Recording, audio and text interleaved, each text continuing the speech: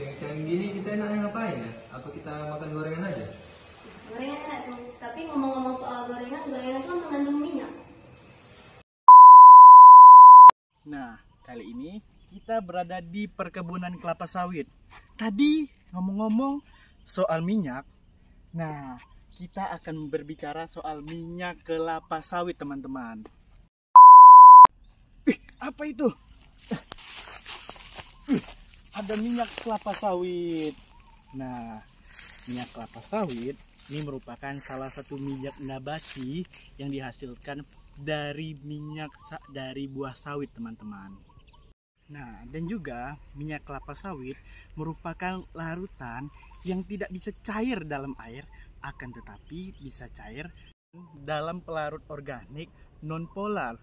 Seperti contohnya adalah benzena dan hidrokarbon, teman-teman. Paham? Akan tetapi, teman-teman, ada yang tidak bisa membedakan mana minyak, mana lemak. Untuk penjelasannya akan dijelaskan oleh Rido. Jadi teman-teman, minyak dan lemak itu berbeda ya. Perbedaan awalnya itu dari konsistensinya. Jadi minyak itu cenderung lebih encer dan cair, sedangkan lemak itu cenderung lebih padat di dalam suhu ruangan. Jadi teman-teman, minyak itu dapat diperoleh dari kelapa sawit, buah zaitun, dan lain sebagainya. Jadi, sedangkan lemak dapat diperoleh dari sumber hewan nih, contohnya seperti daging, susu, dan lain sebagainya.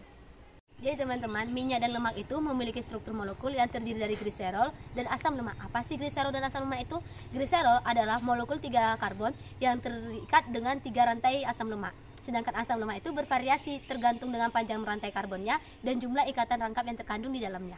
Teman-teman, lemak jenuh itu adalah lemak yang tidak memiliki ikatan rangkap antara atom karbonnya. Biasanya bersifat padat pada suhu kamar dan biasanya bersumber dari daging merah, mentega, keju, dan produk hewan-hewani lainnya. Sedangkan untuk lemak tak jenuh adalah lemak yang memiliki 1 atau lebih ikatan rangkap antara atom karbonnya. Biasanya cair pada suhu ruangan dan biasanya bersumber dari minyak zaitun, kacang-kacangan, dan ikan. Jadi di sini saya akan menjelaskan apa itu kegunaan minyak atau lemak lipid. Jadi kegunaan lemak atau lipid itu apa? Secara umum, lemak itu membantu tubuh kita menyerap vitamin seperti vitamin A, vitamin D, vitamin E, dan vitamin K. Terus lemak itu juga membantu tubuh kita menjaga dari guncangan, karena kita kan memiliki organ vital seperti paru-paru, ginjal, dan usus. Selain itu, lemak juga membantu kita dalam proses pembekuan darah. Selain itu, lemak juga membantu kita untuk menjaga kesehatan rambut dan kulit. Jadi teman-teman, pasti kalian gak asing kan dengan istilah kata lemak jenuh dan lemak tak jenuh. Jadi, apa sih pengertiannya? Minyak yang sering kita gunakan adalah minyak nabati.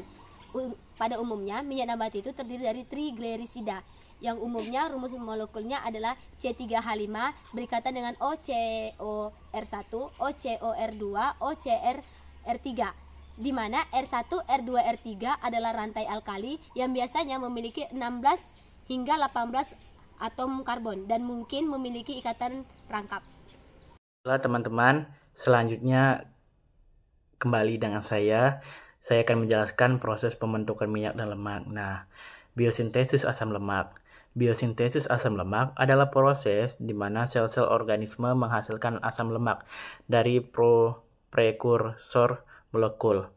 Seperti asetil, langkah awal biosintesis asam lemak terjadi dalam siklus asetil CoA di mana mitokondria, di mana asetil CoA diubah menjadi malonyl CoA oleh enzim asetil CoA karbosilase. Malonyl CoA kemudian digunakan sebagai pembangun oleh kompleks enzim asam lemak sintase dalam sitoplasma untuk memperpanjang rantai karbon dan membentuk asam lemak, teman-teman. Selanjutnya adalah pembentukan trigliserida. Trigliserida adalah molekul lemak yang terdiri dari satu molekul gliserol yang terikat dengan 3 molekul asam. tiga molekul asam lemak melalui ikatan ester.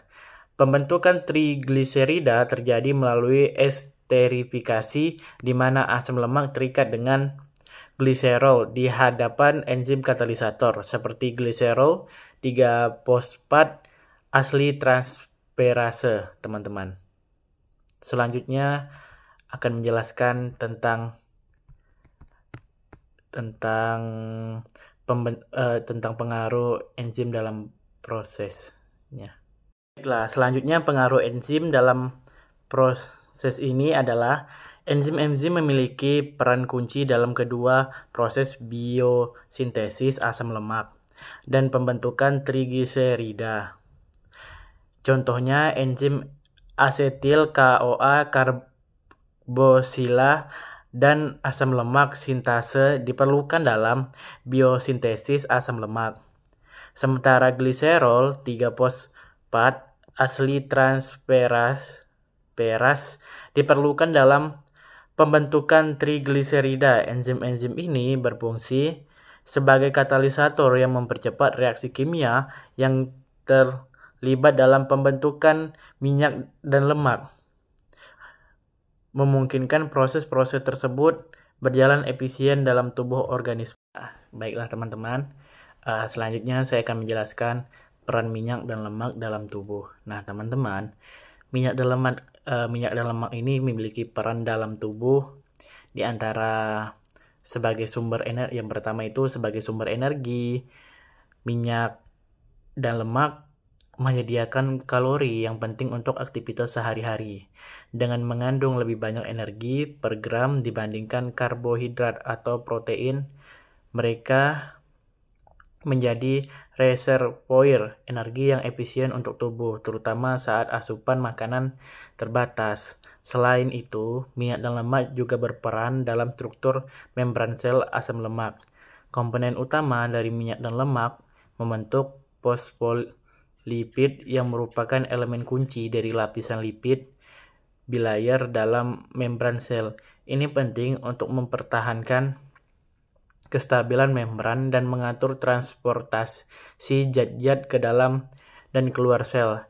Terakhir, minyak dan lemak berfungsi sebagai pelarut utama vitamin larut lemak seperti vitamin A, vitamin D, vitamin E, dan vitamin K. Tanpa keberadaan minyak dan lemak, penyerapan vitamin-vitamin ini bisa terhambat, menyebabkan defisiensi nutrisi yang berpotensi berbahaya, teman-teman. Nah, di sini peran minyak dan lemak itu sangat penting dalam tubuh.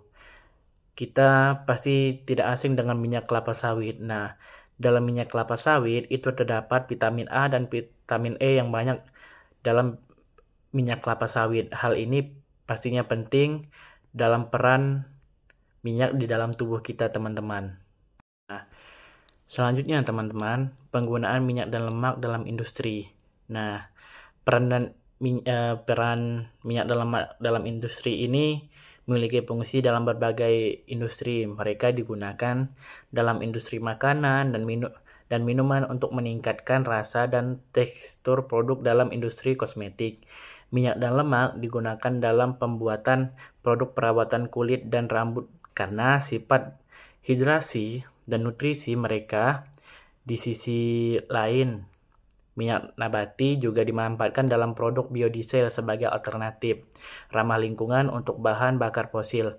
Penggunaan minyak dan lemak dalam berbagai industri menyoroti keragaman aplikasi mereka dan pentingnya manajemen yang bijaksana untuk berkelanjutan lingkungan dan kesejahteraan manusia. Nah, penggunaan minyak dan lemak dalam industri ini sudah banyak, teman-teman. Salah satu dari beberapa contohnya 24 jam bersama sawit. Nah, pagi hari kita makan nih teman-teman, makan roti dengan margarin. Margarin sendiri merupakan margarin sendiri ada campuran dari minyak kelapa sawit, teman-teman. Lalu untuk siangnya kita makan es krim, teman-teman. Nah, es krim ini memiliki kandungan dari minyak kelapa sawit, di mana kandungan ini membuat es krim sendiri tidak mudah cair dan lebih tahan lama dalam proses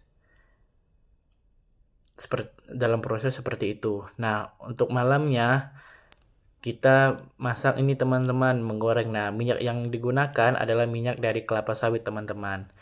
Sebelum tidur pastinya kita ada make up. Nah, sebelum tidur pastinya kita ada menggunakan bahan-bahan kosmetik untuk pelembab sebelum tidur. Nah, bahan-bahan kosmetik yang digunakan itu salah satunya adalah minyak nabati dari minyak kelapa sawit teman-teman. Dan juga dalam perkembangannya minyak kelapa sawit digunakan dalam digunakan atau menjadi turunan dari biodiesel, digunakan untuk bahan bakar pengganti fosil dan dengan bahan bakar ramah lingkungan teman-teman. Nah, bahan bakar ramah lingkungan ini dinamakan biodiesel B40, sudah digunakan dalam penggunaan penerbangan pesawat Garuda Indonesia, di mana 50% biodiesel dan 50% minyak 50% biodiesel dan 50% bahan bakar fosil. Dan kabarnya akan dilakukan uji coba untuk menggunakan bahan bakar biodiesel pada industri kereta api teman-teman. Baiklah teman-teman, selanjutnya adalah efek kesehatan dari minyak dan lemak. Nah, terdapat dua jenis utama lemak. Yang pertama lemak jenuh dan lemak tak jenuh. Lemak tak jenuh terutama lemak tunggal dan poli tak jenuh yang ditemukan dalam minyak nabati, kacang-kacangan maupun ikan memiliki manfaat kesehatan yang lebih besar daripada lemak jenuh yang biasanya ditemukan dalam produk hewani. Konsumen lemak tak jenuh telah dikaitkan dengan penurunan resiko penyakit jantung dan kesehatan kardiovaskular yang lebih baik. Sementara pola makan tinggi lemak jenuh meningkatkan risiko penyakit jantung teman-teman. Nah, baru-baru ini pasti kita telah mendengar minyak dari kelapa sawit itu berwarna merah teman-teman. Itu minyak goreng kelapa sawit yang berwarna merah. Nah, pada kesempatan beberapa hari yang lalu, tepatnya di Medan, telah diresmikan pabrik minyak kelapa sawit merah yang digadang-gadang lebih banyak vitaminnya dibanding minyak kelapa sawit biasa teman-teman. Hal ini pastinya perlu riset lebih lanjut untuk mengetahui apakah itu betul atau tidak, serta bagaimana risiko untuk kedepannya teman-teman. Terima kasih kepada teman-teman yang telah menonton video ini. Dari hasil yang kami bahas, dari hal itu dapat disimpulkan minyak dan lemak memegang peran tinggi dalam fungsi tubuh manusia.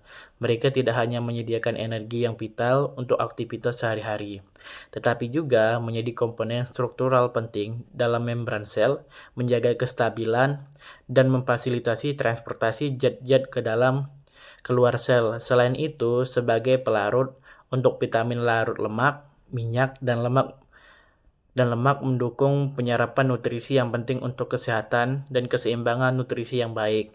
Sekian dari video UAS kami akhiri. Wabillahi taufiq wal hidayah. Wassalamualaikum warahmatullahi wabarakatuh.